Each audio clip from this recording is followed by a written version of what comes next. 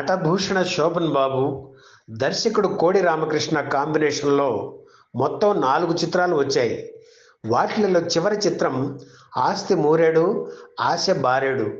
ఓ తమిళ చిత్రానికి ఇది రీమేక్. ఓ మధ్యతరగతి కుటుంబీకుడి కథ ఇది.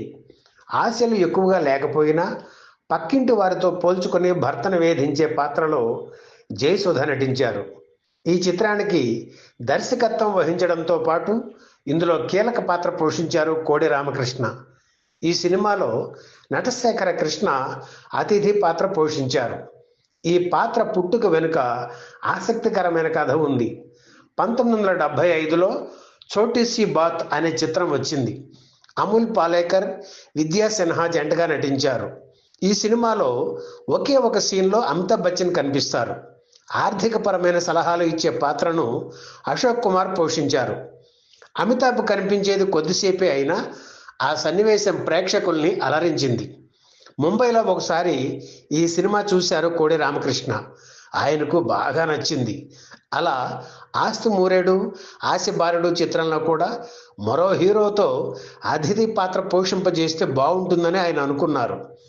సూపర్ స్టార్ కృష్ణతో తన సినిమాలో మెరుపు లాంటి పాత్ర ఒకటి వేయిస్తే బాగుంటుందని అనిపించింది. అయితే తన సినిమాలో మరో హీరోతో గెస్ట్ రోల్ చేయడానికి శోభన్ బాబు ఒప్పుకుంటారో లేదో అని సందేహిస్తూనే ఆయన్ని అడిగారు. శోభన్ బాబు కృష్ణ మంచి స్నేహితులు కావడంతో ఆయన కూడా కాదనలేదు. అవును, బాగుంటుంది, వెళ్ళి కృష్ణని అడగండి అని చెప్పారు. ఆ సమయంలో అతిథి పాత్రలు ఎక్కువగా చేస్తున్నారు హీరో కృష్ణ. ఆయన దగ్గరికి వెళ్ళి అడగగానే శోభన్ బాబు సినిమా అని చెప్పగానే వెంటనే ఓకే చెప్పేశారు. ఇందులో శోభన్ బాబు కృష్ణ కలిసి పాల్గొనే సీన్లు ఏమీ లేవు. కృష్ణ కోడి రామకృష్ణ పాల్గొనే సన్నివేశం మాత్రమే ఉంటుంది. ఇందులో సూపర్ స్టార్ కృష్ణగానే తన నిజ జీవిత పాత్రను కృష్ణ పోషించడం విశేషం. ఆస్తి మూరేడు ఆశ బారెడు చిత్రం టైటిల్ కార్డ్స్లో పేర్లు ఏమీ ఉండకపోవడం మరో విశేషం. కోడి రామకృష్ణ పేరు మాత్రమే కనిపిస్తుంది.